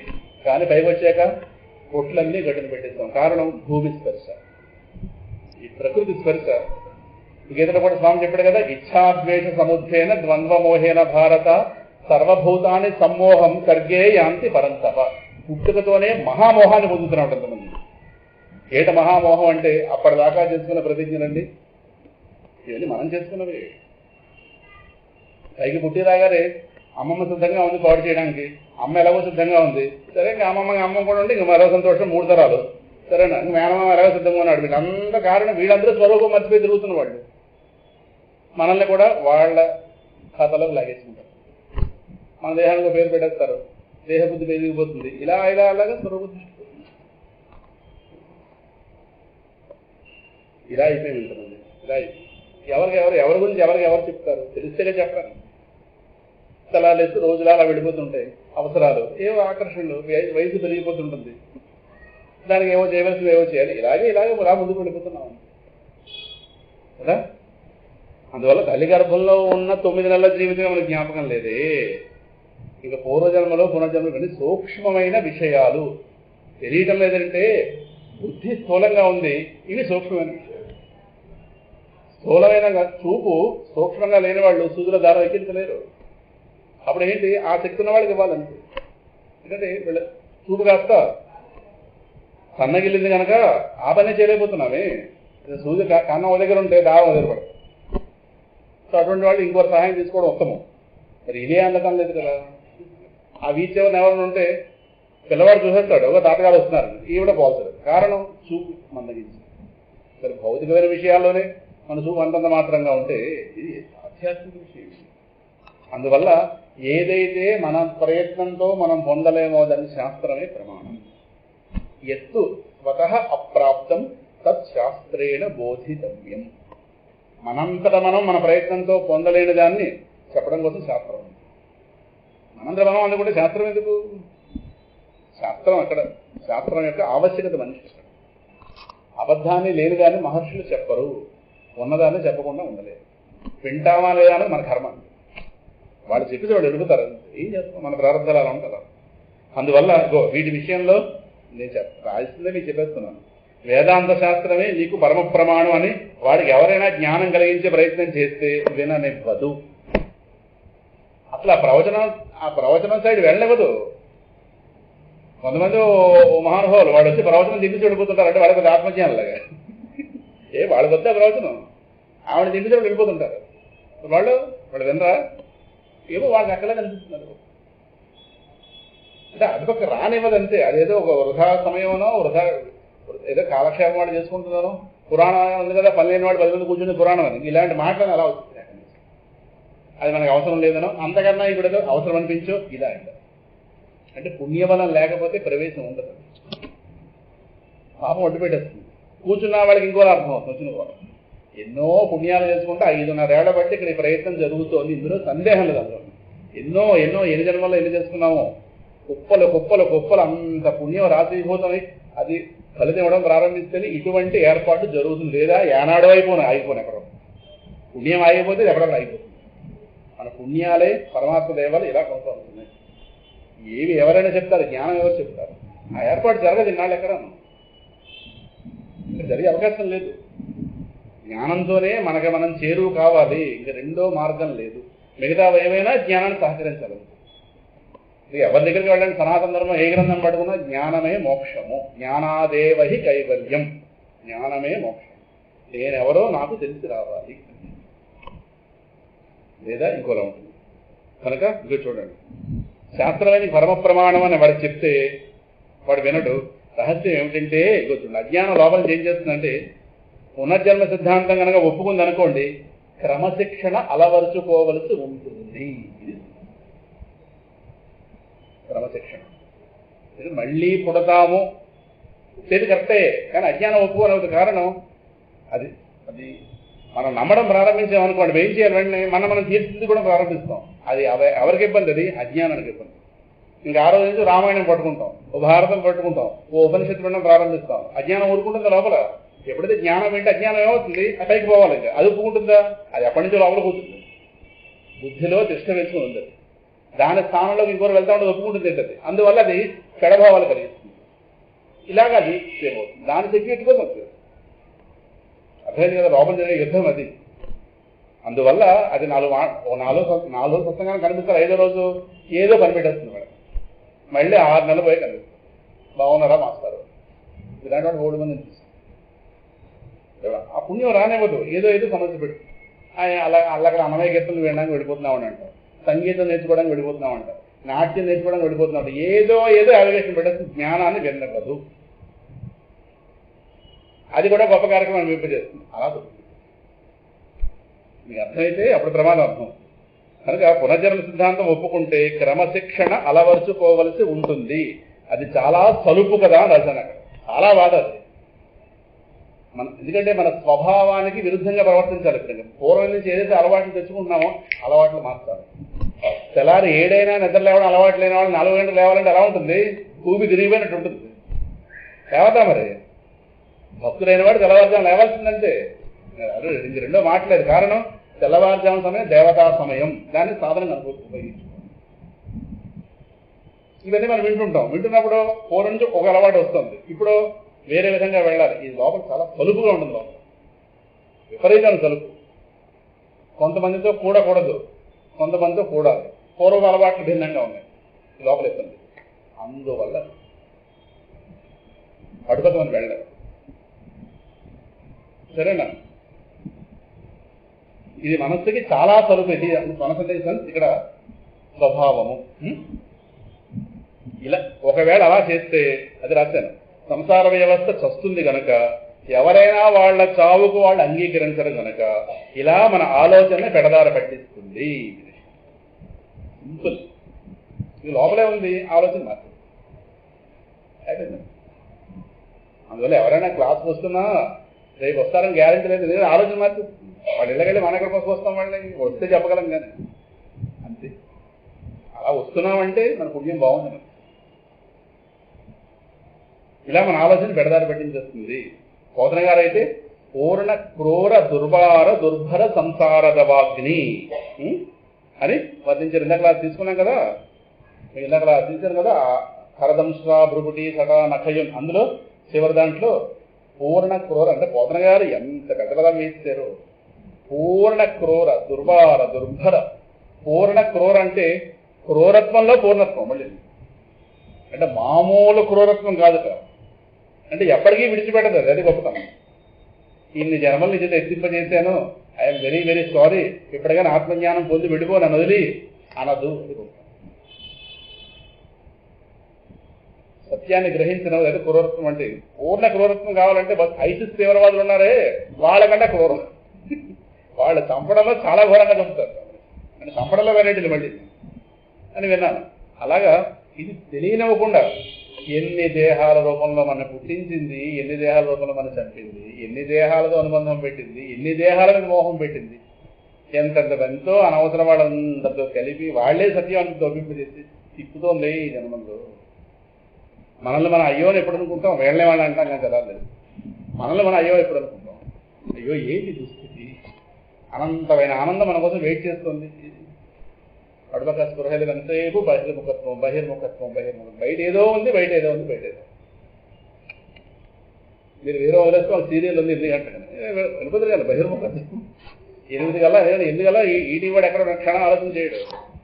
ఏదో శాంతి కిరణాలు అంటాడు, అందులో ఉండదంటే అశాంతి. ఏదో పేరు పడతాడు మొత్తం. ఎండమావులు అంటాడు. ఏదో మొత్తం 8 దేశాలకు సావిత్రి. ఈ సావిత్రి వచ్చేస్తుంది 8 గంట కల్లా. చూసిన ప్రతి ఇంటి ఇదే పోవాలా. సావిత్రి నా పేరు ఏదో మొత్తం ఏవో రకరకాల ఉన్నాయి కదా ఇవి. అందువల్ల పూర్ణ క్రూర దుర్భార. అయితే దీన్ని మనం నిగ్రహించచ్చేమో, దుర్భారము నిగ్రహించలేము. భరించచ్చేమో, దుర్భరం భరించలేము, నివారించలేము. చూస్తే పోతలేని క్రూరత్వం. ఈ 3 విశేషాలు వేశారు పోతన గారు అని వర్ణించారు. అందుకే దీని ఎడల త్రస్తోస్మి అని తదుపరి శ్లోకంలోనే ప్రహ్లాదుడు అనడం జరిగింది. తదుపరి శ్లోకంలో. సో ఆయన ఎవరు భయపడింది సంసార వ్యవస్థ. విష్ణు యొక్క భయంకర రూపానికి కాదు సంసార వ్యవస్థ. వెంటనే ఇక్కడ సందేహం రావాలి కదా. ఆ సందేహం ఏంటో రావాలి. ఇక్కడ ఒక పరమ ఆధ్యాత్మిక రహస్యం ఉంది. రాశాను. ఉన్నది విష్ణువే, ఆయన తన స్వరూపం అనే జ్ఞాన స్పష్టత ప్రహ్లాదుల వారికి నిండుగా ఉంది. ఉన్నది విష్ణువే, రెండవ వస్తువు లేదు.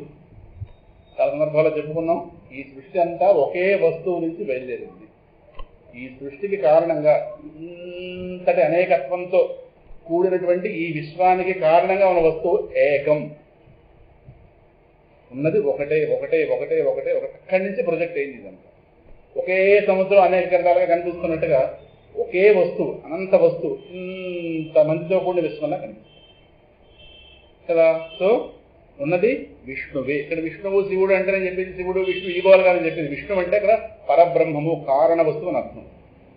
అంతేగాని ఈయన గారు కూడా ఆవిడ గారు కూడా ఈగోలు ఎత్తకండి. ఇక్కడ నామరూపాల ప్రసక్తి లేదు. ఇక్కడ ఈ నామరూపాత్మక దేవతలు కూడా కారణతత్వం ఏదో అది అర్థమవుతుందా. సో ప్రహ్లాద దృష్టిలో విష్ణువు అంటే అది. అందుకని వైకుంఠాన్ని పరిమితమైన వాడు కాదు, సర్వవ్యాపి.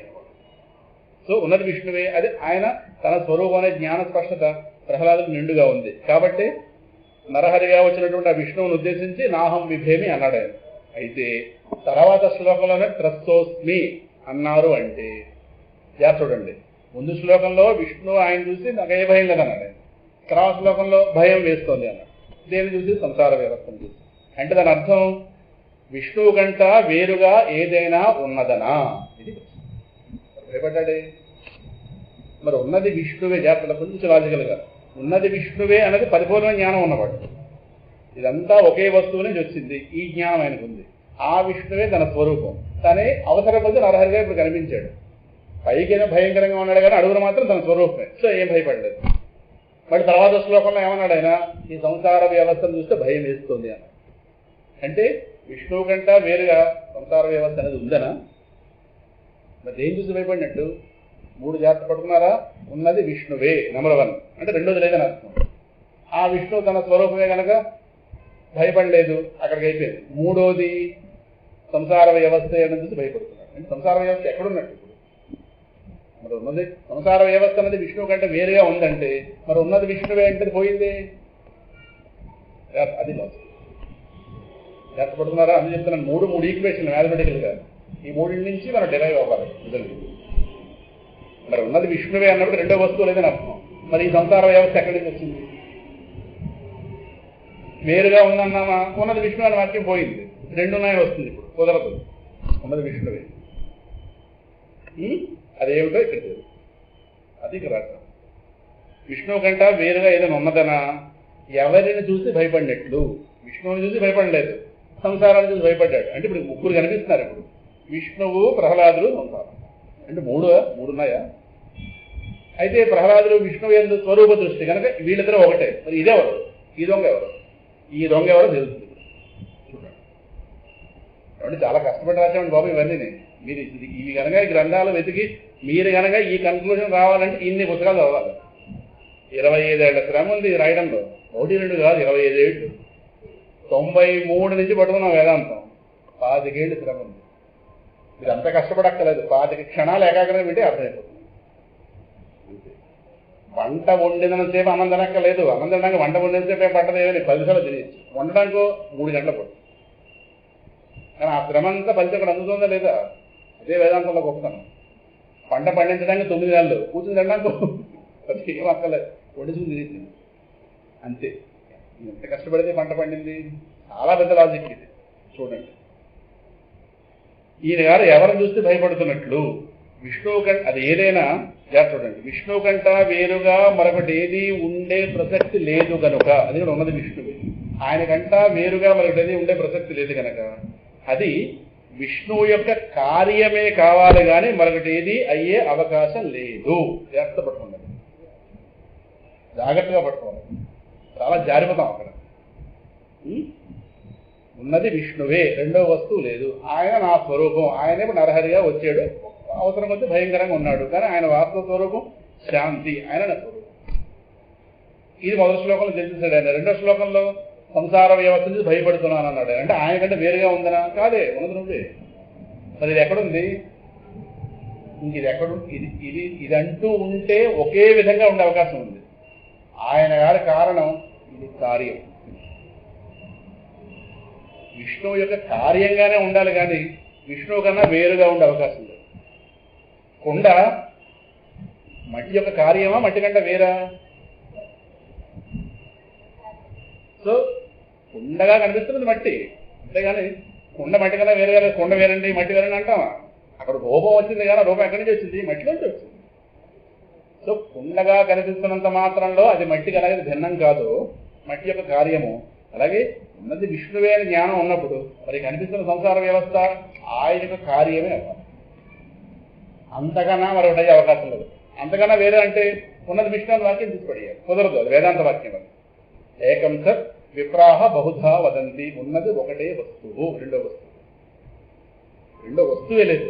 సత్యం, జ్ఞానం, అనంతం, బ్రహ్మ. ఇవన్నీ ఉపనిషత్ వాక్యాలు. ఇవన్నీ ఉన్నది ఒకటే వస్తువు. మరి ఇది ఎక్కడుంది? ఈ దొంగ తెలుసా? కనుక అది విష్ణువు యొక్క కార్యమే కావాలి కానీ మరొకటి అయ్యే అవకాశం లేదు. అక్కడ దాకా బాగానే వచ్చాక ఇప్పుడు ఇంకా కీలకంలోకి వెళుతున్నాం. అయితే మరి విష్ణువు యొక్క కార్యం ఏది? సంసార వ్యవస్థ. మరి విష్ణువు ఎవరు? ఆనంద స్వరూపుడు. సంసార వ్యవస్థ ఆనంద స్వరూపమే అవ్వాలి. అయితే మరి ప్రహ్లాదుడు ఎందుకు భయపడ్డాడు? ఆనంద స్వరూపం కాదు కాబట్టి. మరి ఏ స్వరూపం? భయంకర స్వరూపం. అదేంటది? మరి విష్ణువు గారు ఆనంద స్వరూపుడు, సంసార వ్యవస్థ భయంకర స్వరూపం ఏంటి? అదే మరి కార్యం అంటున్నామే. అదే అయితే దాని ఎడల ప్రహ్లాదుడు భయపడ్డాడు అంటే ఏది? సంసార వ్యవస్థ కదా. జాగ్రత్తగా ఈ వాక్యం కారణాన్ని చూసి భయపడలేదు. జాగ్రత్త. ప్రహ్లాదుడు మధ్యలో ఉన్నాడు. ఇటు విష్ణువు గారు కారణం, ఇటు సంసార వ్యవస్థ. మధ్య జంక్షన్లో ఉన్నట్టుగా ఊహించుకోండి. మధ్యలో ఉన్నట్టు పిల్లవాడు కాస్త. ఇటు కారణ వస్తువు, ఇటు కార్యవస్తువు. దీన్ని చూసి భయపడలేదు, దీన్ని చూసి భయపడుతున్నాడు. ఇది వారి కార్యం. ఎలాగా? ఇది గొప్పతనం. మాట అర్థమైందా? మీ బుద్ధికి చిత్రం కట్టినట్టుగా చూపిస్తున్నాను. మధ్యలో పిల్లవాడున్నాడు. ఇటు విష్ణువు కారణ స్వరూపుడు, ఆనంద స్వరూపుడు కాబట్టి భయపడలేదు, అవలేలుగా దగ్గరికి వెళ్ళాడు. ఇటు కార్యస్వరూపమైన సంసారం, ఈయన గారి కార్యం అది. దీన్ని చూసి భయపడుతున్నాడు. దీన్ని చూసి భయపడలేదు, దీన్ని చూసి భయపడుతున్నాడు. అలాగనే ఇది ఈయన గారి యొక్క కార్యం. అంటే ఏమిటి? అక్కడ ఏదో మిస్టరీ అక్కడ ఉంది. అదే ఇక్కడ ఆ మిస్టరీ కాబట్టి ఇక్కడ విప్పుతున్నాం. దీని ఎడల ప్రహ్లాదుడు భయపడ్డాడు అంటే అనగా కారణాన్ని చూసి భయపడని వాడు కార్యాన్ని చూసి భయపడ్డాడు అంటే అది విలక్షణాత్మక కార్యము. అది సలక్షణాత్మక కార్యం కాదు, విలక్షణాత్మక. సలక్షణాత్మక కార్యం అనుకోండి, ఆయన శాంతి స్వరూపుడు, ఇది శాంతి స్వరూపం. విలక్షణాత్మకం అంటే టోటల్లీ ఆపోజిట్ ప్రాపర్టీ. ఇంగ్లీష్లో చెప్తుంటారు, it is with totally opposite property. అంటే ఒక్కడ అర్థమైపోతుంది. ఆయన గారి శాంతి ఇదో, దానిలోకి మనం వెళ్తున్నాం. ఏంటి ఇస్తుందండి? శాంతి ఇస్తున్నాను. అర్థం దొరికారా? అది దొరికారు. ఇప్పుడు మీ అందరూ దొరికారు. అది శాంతి. ఇదో అశాంతిని మీ నోటితోనే చెప్పారు. మరి ఇది అశాంతి అంటే మన శాంతి కోసం దేంతో సంబంధం పెట్టుకుంటున్నాం? దేంతో? అశాంతినిచ్చే ప్రపంచంతో శాంతినిస్తున్న సంబంధం పెట్టుకుంటున్నాం. దుర్మార్గుడిని బియ్యం కూడా చేసుకునే ప్రయత్నం చేసినట్టుగా ఉంటుంది. సింపుల్. దుర్మార్గుడిని బియ్యం కూడా చేసుకునే ప్రయత్నం చేస్తుంది. ఇంకే అక్కడ పిల్లలా సుఖపడుతుంది. వాడు దుర్మార్గుడు తెలిస్తే బియ్యాలు ఆ పిల్లవాడు మంచిదే మాత్రం ఇస్తాం ఏంటి పిల్లడిని? ఎందుకు ఇస్తాడు? దుర్మార్గుడు వాడు కదా. అలాగే ఈ ప్రపంచం దీని దుర్మార్గత్వం అర్థం కావటం లేదు. దాంతో ఇది నమ్మిస్తోంది. ఇక్కడ పడిపోతున్నాం. అందుకు భయపడ్డాడు ప్రహ్లాదుడు. అమ్మయ్య, ఈ మొహాల్లో కళాకాంతులు వికసించాయి. ఇంత రహస్యం. దీన్ని బయటకు లాగడానికి నానా గందరగోళం, ప్రవచనాల్లో నానా బీభత్సం. ఎన్నో చెప్తే కానీ బయటకు రావు. కానీ సుమారు ఒక 20 వాక్యాల్లో 25 వాక్యాల రూపంలో మొత్తం మీద మనం తత్వాన్ని బయటకు లాగాలి. అంటే ప్రపంచం యథార్థ స్వరూపం ఏంటి? అయితే మీకు ఇవాళకి అర్థమైందంటే వెనకాల 5.5 ఏళ్ల ఫౌండేషన్ ఉంది. కొత్త వాడిని తీసుకొచ్చి కూర్చోబెడితే నన్ను కొట్టించిపోతాడండి. నన్ను చెద కూడా ఎనుకుతాడు ఎక్కడి నుంచి. అది ఎవడు పెడతాడు? వేదాంతం చెప్పకూడదు. మామూలు మాటలు మాట్లాడి పంపించేయాలంటే. వేదాంతం అంటే వాళ్ళ యొక్క స్థాయి ఏమిటో చూసి ఎప్పుడు చెప్పాలి. వేదాంతం అందరి ముందు చెప్పవలసిన పెట్టి కాదు, చాలా జాగ్రత్తగా ఉండాలి. కనుక అది విలక్షణాత్మక కార్యము. ప్రహ్లాదుడే పోతన గారి భాగవతంలో ప్రహ్లాదుడు అంటాడు ఆయన, అదే కృతఘ్నులతో స్నేహము అని. కృతఘ్నులతో స్నేహం. ఇప్పుడు చెప్పానే దుర్మార్గుడిని వియ్యంకుడిగా చేసుకునే ప్రయత్నం ప్రహ్లాదుడు చెప్పింది పోతన గారు. కృతజ్ఞుడితో స్నేహం. వాడు కృతజ్ఞుడు అంటే చేసిన దాన్ని మర్చిపోయే స్వభావం ఉన్నవాడు. వాడితో స్నేహం చేయడం ఏంటి? వాడితే స్నేహం చేస్తే ఎంతో హరిభక్తి లేని వాళ్ళ యొక్క జన్మంత వృధా అని చెప్తాడు ఆయన. ఒక 10 ఉదాహరణలు చెప్పి అందులో ఒకటి ఇది. కృతజ్ఞుడితో స్నేహం ఎలా వృధావో హరిభక్తి లేని వాళ్ళ జీవితం నాన్న అంతే. పంది ముందు పన్నీరు పోస్తే అది తక్కువ పోతుంది, అడిగేం తెలుస్తుంది పన్నీరు విలువ. అలాగే హరిభక్తి లేని వాళ్ళ జన్మ అంతే నాన్న అని చెప్పాడు. అంటే మానవదేహం వచ్చినందుకు భగవద్భక్తి లేకపోతే ఆ జన్మ ఎటువంటిది అని పోతన గారు 10 ఉదాహరణలు చూపిస్తారు. అందులో అది జ్ఞాపకం వచ్చి ఇలా చెప్తున్నారు. ఎందుకంటే వియ్యం కూడా వియ్యపడాలంటే బాగా ముచ్చరు కాబట్టి ఈ ఉదాహరణ చెప్తున్నారు. వాళ్ళు ఒక తప్పరుగా అదే అందువల్ల ఈ ఉదాహరణ చెప్పుకుంటే జాగ్రత్త పడతామని అర్థం. అందువల్ల కారణాన్ని చూసి భయపడలేని వాడు కార్యాన్ని చూసి భయపడుతున్నాడు. విలక్షణాత్మక కార్యం అంటే విరుద్ధ లక్షణాత్మకం అంటే విలక్షణాత్మకం అంటే అనగా కారణాన్ని స్ఫురించనివ్వని గోచరం కానివ్వని కార్యము. కారణాన్ని గోచరం కానివ్వదు, కారణాన్ని స్ఫురించనివ్వదు. ఎప్పుడైనా ప్రపంచం చెప్పిందా నాకు కారణం పరమాత్మని? ఎప్పుడైనా చెప్పింది ప్రపంచం? మరి మనంతరంలోకి ఎప్పుడైనా తట్టిందా ప్రపంచం? ఎప్పుడైనా నా చేతులు పట్టుకొచ్చి నిలబడి నాకు భగవంతుడే కారణం ఎప్పుడైనా చెప్పిందా? దొంగ చెప్పదు. స్ఫురించనివ్వదు, పరమాత్మ జ్ఞానం కలగనివ్వదు. వాడి వల్లే ఉంది కానీ నేను వాడి వల్లే ఉన్నానని ఎరుక మనం కలగనివ్వదు. అది పెద్ద దొంగ ప్రపంచం. ప్రపంచంలో దొంగలు వదిలేండి, ప్రపంచం పెద్ద దొంగ. ఎందుకంటే మన శక్తిని హరించేస్తుంది ప్రతిక్షణం. మన జ్ఞానాన్ని, మన బుద్ధిని, మనకు ఉన్నటువంటి వికాసాన్ని హరించేస్తోంది. ఇప్పుడు మనకు ఏర్పడుతున్న ప్రజ్ఞని హరించేస్తోంది. మనం అలాగా దాన్ని తీసుకుంటాం. పెద్ద దొంగ. కారణం గోచరం కానివ్వదు, స్ఫురించనివ్వదు. ఉదాహరణ రాశాను. సినిమా తెరని ఎలాగైతే కనిపించనివ్వదు. సినిమా స్వతంత్రంగా కనిపిస్తుంది కానీ తెరను కనిపించనివ్వదు. తెరలాగా సినిమా ఎక్కడ ఉంది? ఆ జ్ఞానం ఉంది కూడా మనం మాట్లాడుతున్నాం. కానీ సినిమా వేయగానే అందరూ తెరను మర్చిపోతాం. మళ్ళీ ఇంటర్వెల్ జ్ఞాపకం వస్తుంది తెర. మళ్ళీ సినిమాలో భాగంగా వాళ్ళు సినిమాకి వెళ్ళినట్టుగా వెళ్ళి అక్కడ తెర కనిపిస్తే మళ్ళీ తెర జ్ఞాపకం వస్తుంది. మళ్ళీ మనకి ఈ సినిమా ఏ తెర మీద నడుస్తుందో ఈ తెర జ్ఞాపకం రావాలంటే సినిమాలో భాగంగా వాళ్ళు వేరే సినిమాకి వెళితే ఆ సినిమాలో తెరను చూడగానే ఓహో మనం ఆల్రెడీ సినిమాలో ఉన్నాం కదా అని జ్ఞాపకం వస్తుంది. కానీ ఈ రోజు ఎక్కడ సినిమాలో ఉన్నామని జ్ఞాపకం ఉండదు. ఒళ్ళు మరిచిపోతాం. మనల్ని మనం మరిపింపజేసేది సినిమా అంటే. మళ్ళీ ఇంటర్వెల్కో తెర మళ్ళీ ప్రజెంట్. తెర సత్యం, తెర ఎప్పుడు దూరం. కానీ తెరని సినిమా డామినేట్ చేస్తుంది. అలాగే ఈ ప్రపంచం దీనికి కారణమైన పరమాత్మనే అడ్డుపెట్టేస్తుంది. తెలివైన వాడు అడుగుదాకా చూస్తాడు.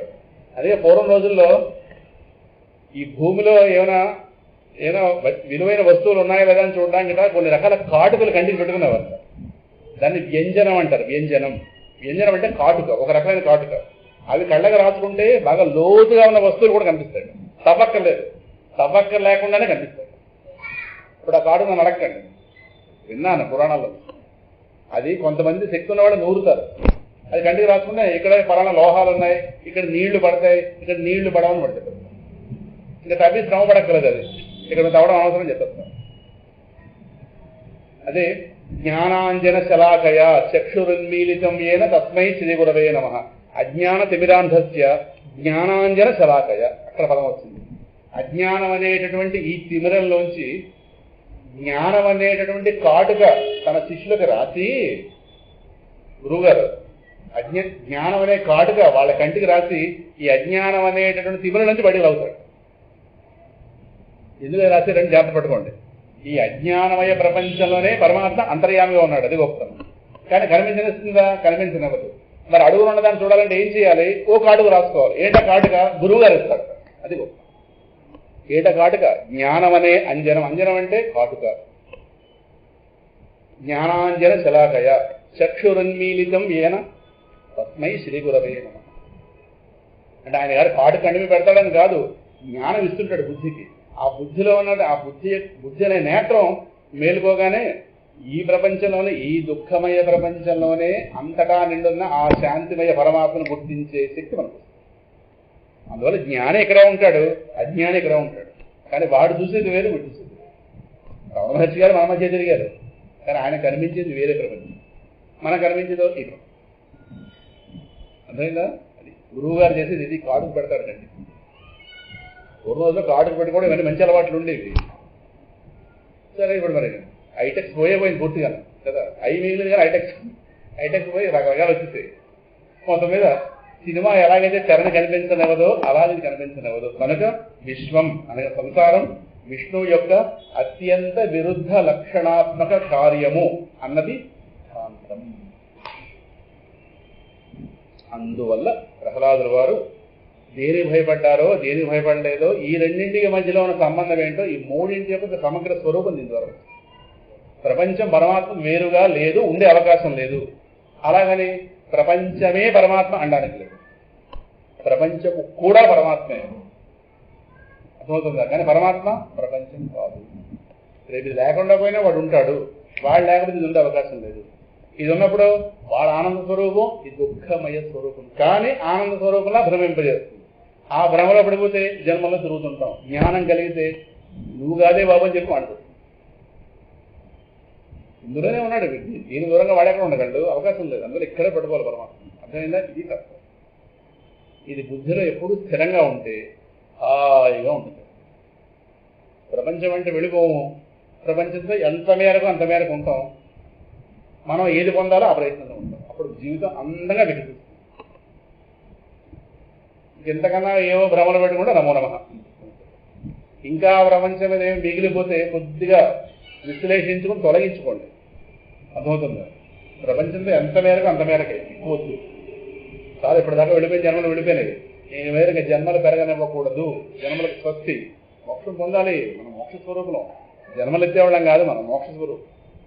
ఇలా ఎన్ని జన్మలు ఎత్తినా ఎంతమంది ఉడికించి చేస్తాం. ఇలాగా ఇలా ఎన్ని దేహాలు ధరించి ఎన్ని దేహాలకు ఇలాగా పరిమితం అయిపోయి ఎంతకన్నా ఇలాగా మనకి అసహ్యం పుట్టాలి. అదే మోక్షం. ఓకే, వచ్చే వారం కదా అందరూ మోక్ష స్వరూపులే వస్తారు కదా, సంతోషం. 4వది, శిక్షల సమయంలో ఒకంత కూడా భయపడకుండా భగవత్ స్మరణ చేసినవాడు ప్రహ్లాదుడు. శిక్షల సమయంలో ఒకంత కూడా భయపడకుండా స్మరణ చేసినవాడు, భగవత్ స్మరణ చేసినవాడు భగవద్ దర్శనం కాగానే స్మరణ కాస్త ఆపేసి త్రస్తోస్మి అని భయపడ్డ ప్రారంభం. ఇదొక భిన్నమైన ప్రవర్తన. శిక్షలు వేస్తున్నప్పుడు ఎక్కడ కంప్లైంట్ లేదు, రియాక్షన్ లేదు, ఎక్కడ రక్షించుకునే ప్రయత్నం లేదు. హాయిగా భగవత్ స్మరణ చేశాడు. శ్లోకం ఉంది కదా, కోతగారి పద్యం. తన్ను నిశాచరుడు పొడువ దైత్య కుమారుడు మాటి మాటికి ఓ పన్నగశాయి, ఓ ధనుజ భంజన, ఓ జగదీశ, ఓ మహాపన్న శరణ్య, ఓ నిఖిల పావన ఎంచు నుదించుగాని తా కన్నుల వీరుతేడు భయకంప సమేతుడు కాదు భూవరా అని అక్కడ భగవంతుని స్మరిస్తాడంటే భయం కొద్ది కాదు. ఎవడో వచ్చిన చేస్తున్నాడనో ఆ సోలం చూస్తే భయమనో ఇవేవి వాడికి లేవు. వాడి ఉన్నదంతా విష్ణువే. సో వాడు ఎప్పుడు చేసే స్మరణ ఎప్పుడు చేస్తున్నాడు, ఎప్పుడు ఆ శిక్షణ సమయంలో కూడా.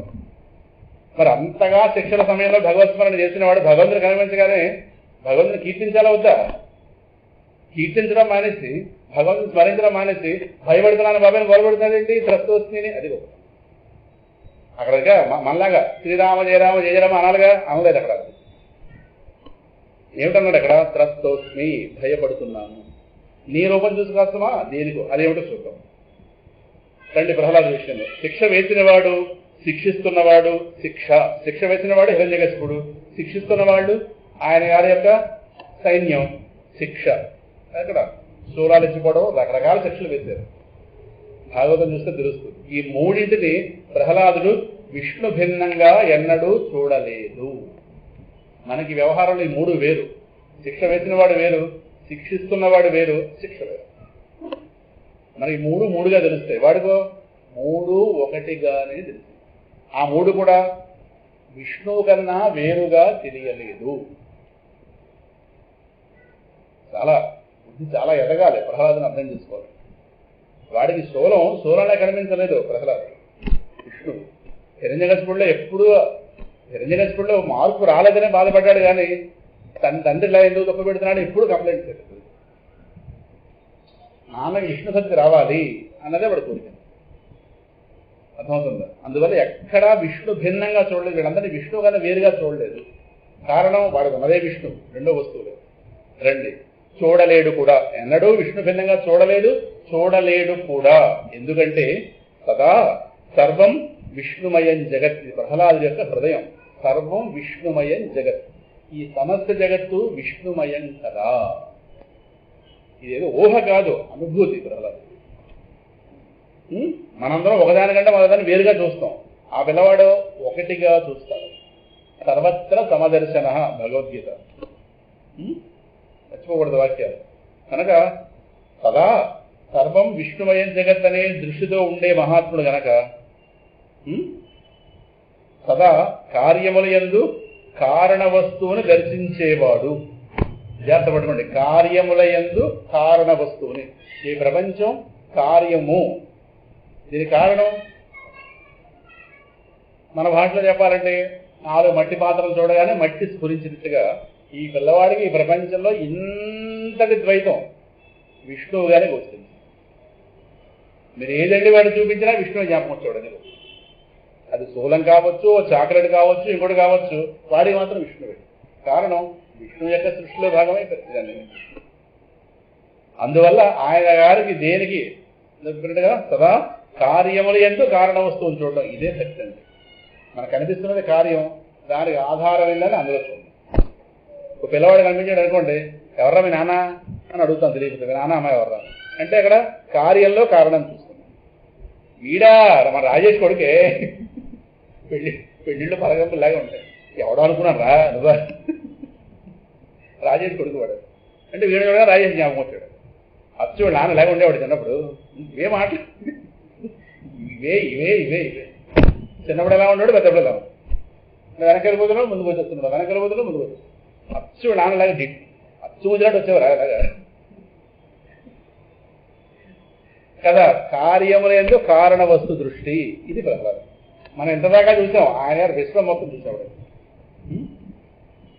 కనుక నిరంతర విష్ణు స్మరణతో ఉండేవాడు. నిరంతర విష్ణు స్మరణతో ఆయన గారు విష్ణు స్మరణ చేయడానికి ప్రయత్నం అక్కర్లేదు, సహజంగా జరిగిపోయింది. ఇప్పుడు మనం ఊపిరి పీల్చుకోవడానికి ప్రయత్నం ఎలా అక్కర్లేదు, ఆయన గారు ఈ విష్ణు స్మరణకి ప్రయత్నం అక్కర్లేదు. మనకు పరిగెట్టుకుని భగవన్నామం చెప్పాలి. కారణం భగవన్నామం చెప్పకుండా ఉండగలడం మనకే చెల్లింది, అది గొప్పతనం.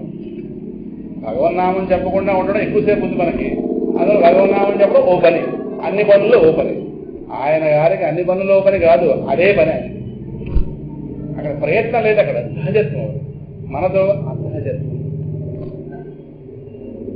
ఇందాక మేడం గారు చెప్పారు కదా, ఎత్తండి రామనామం అనగానే ఓహో రాముడు శ్రీరామ జయరామ జయరామ అంటే కొంతమంది రాముడు కాస్తే ఒక వంశం వస్తుంది, అయిపోయింది అక్కడితో సరే. రాముడికి మనకి మళ్ళీ ఎప్పుడో జ్ఞాపకం వస్తుంది రాము అంటే భగవంతుని మరిచిపోయి ఉండడం మనకి బాగా అలవాటు అయిపోయింది. ఇక్కడ మనకు అర్థమైన భగవంతుడు ఒక నామానికో ఒక రూపానికో పరిమితుడు, అంతేగాని ప్రపంచ స్వరూపుడు కాదు. వాడికి అర్థమైన భగవంతుడు ప్రపంచ స్వరూపుడు. అది అందువల్ల వాడు ఎక్కడో కళ్ళు విప్పితే ఏదో వస్తువు కనిపిస్తుంది, చెవులకు ఏదో శబ్దం చెవిలో పడుతుంది, చర్మానికి ఏదో స్పర్శ వస్తుంది, ఇవన్నీ ప్రపంచమే కదా. సో ఇవన్నీ వాడికి ప్రహ్లాదుడికి విష్ణువు జ్ఞాపకం చేస్తుంది. మనకు అర్థమైన పరమాత్మ ఫోటోకు పరిమితం, ఆలయానికి పరిమితం, ఒక నామానికి పరిమితం, అంతే. అందువల్ల మరుపు అనేది మనకు అవకాశం ఎక్కువ. విషయం అర్థమవుతుంది కదా. కనుక నిరంతర విష్ణు స్మరణతో ఉండేవాడు. శిక్షింపబడడానికి శిక్షింపబడకుండటానికి తేడా తెలియని వాడు. మాట అర్థమైందా? చాలా పెద్ద మాట. మనకు 2 తేడా ఉంది. శిక్షింపబడడానికి సత్సంగంలో కూర్చున్న దానికి ఇంట్లో కూర్చున్న తేడా తెలియదా మనకి. అక్కడ బాగుంటుంది హాయిగా, ఎక్కడో ఇలా బిగిసిపోయినట్టు కూర్చుంటాం. టీవీ సీరియల్ ముందు విశ్వరూపంలో కూర్చుంటాం. ఇక్కడ అర్చామూర్తిలాగా ఆలయంలో అర్చామూర్తిలాగా ఇలా ఉడిచిపోయి కూర్చుంటాం. అక్కడ విశ్వరూపం. మనకు 2 కుర్చీలు కాళ్ళ దగ్గర, 2 కుర్చీలు చేతుల దగ్గర మన ఎడ్డేవాడు. అది విశ్వరూపం. 11వ అధ్యాయం అక్కడ కదా. మన తేడా ఉంది అక్కడ. ఇక్కడ ఈ గారికి శిక్షింపబడడానికి శిక్షింపబడకుండడానికి తేడా లేదు. సదా ద్వంద్వాతీత దృష్టి కలిగి ఉండేవాడు. ద్వంద్వాతీత ద్వంద్వములు, ఇది అది కాదు, అది ఇది కాదు. ప్రతీదంటే 2 ఉంటాయి. లాభము నష్టము, జయము అపజయము, సావు పుట్టుక, సుఖము దుఃఖము ఉన్నాయి కదా. కీర్తి అపకీర్తి, చలి వేడి, ఇవన్నీ ఒకటంటే ఇంకోటి వస్తుంది. వీటిని ద్వంద్వములు అంటారు. ఆ పిల్లవాడికి ద్వంద్వాతీత దృష్టి. మిగతా విషయం వచ్చేవాడు వాడికి చాలా ఎక్కువ అర్థమైపోయింది. చాలు, ఇంకా ఎక్కువ చెప్పామనుకోండి మొత్తం పోతుంది. మీరదో శాపం, అందువల్ల ఆ శాపానికి ఎవరు అవకాశం లేకుండా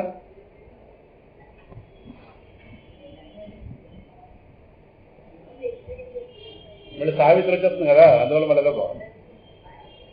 స్వస్తి ప్రజాభ్యః పరిపాలయంతాం న్యాయేన మార్గేణ మహీం మహీషాః గోబ్రాహ్మణేభ్యః శుభమస్తు నిత్యం లోకాః సమస్తాః సుఖినో భవంతు.